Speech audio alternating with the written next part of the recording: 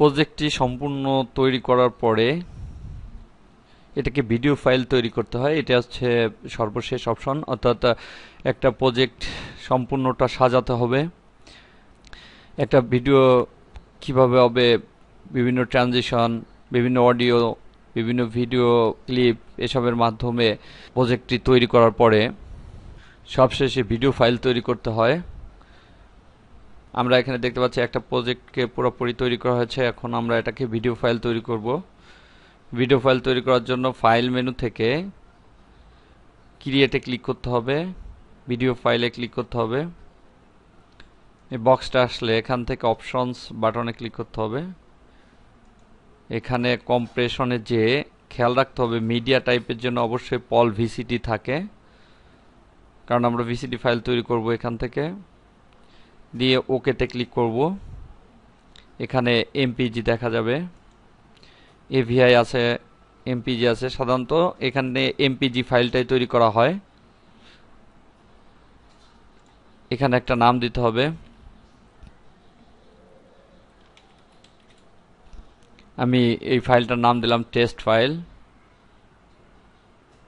কোথায় সেভ করব লোকেশনটা দিয়ে দিতে হবে, ডেস্কটপে দিয়ে দিলাম।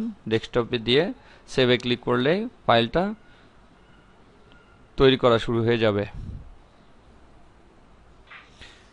এখন দেখা যাচ্ছে ডেস্কটপে টেস্ট নামে একটা ভিডিও ফাইল তৈরি হয়ে গেছে। এটা এখন ভিডিও হিসেবে চালানো যাবে। আর একটা জিনিস খেয়াল রাখতে হবে, ভিসিডি তৈরি করার জন্য অবশ্যই আমরা মিডিয়া স্টুডিওতে প্রবেশ করব।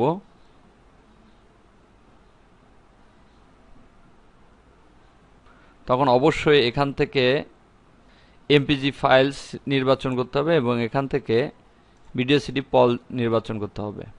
ভিডিও সিডি এনটিএসসি এবং ভিডিও সিডি পলের মধ্যে পার্থক্য হচ্ছে, কিছু কিছু টেলিভিশন আছে যেখানে যদি ভিডিও সিডি এনটিএসসি চয়েস করা হয় তাহলে ভিডিওটি সাইড দিয়ে বের হয়ে যায়, অর্থাৎ যে স্ক্রিনের পাশ দিয়ে কিছুটা চলে যায়, পুরা স্ক্রিনে আসে না, অর্থাৎ স্ক্রিনের পাশ দিয়ে বের হয়ে যায়। আর পলের ক্ষেত্রে সব টিভিতেই পুরা ভিডিওটি পুরা স্ক্রিন জুড়েই আসবে, কোনো অংশ বেরোবে না, আবার স্ক্রিনটা ছোট হবে না। এই জন্য আমরা ভিডিও সিডি ক্ষেত্রে পল চয়েস করে আমাদের জন্য ভালো। ভিডিও ফাইল ক্রিয়েট করতে হয়।